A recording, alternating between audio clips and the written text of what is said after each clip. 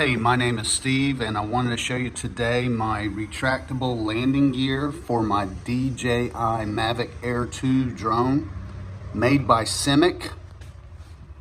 And these have worked out perfectly for me. I love these. Once you put these on your drone, you can leave them if you want to. You don't have to take them off because they fold.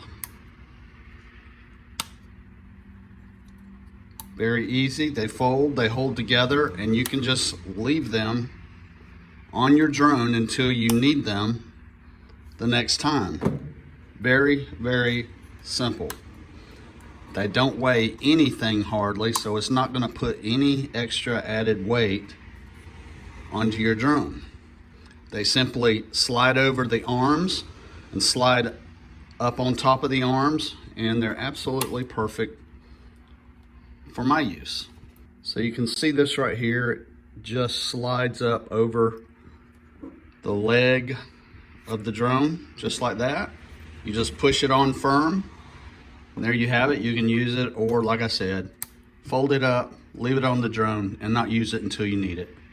Especially if you're maybe taking off or landing in some high grass, you want a little extra clearance, these are perfect.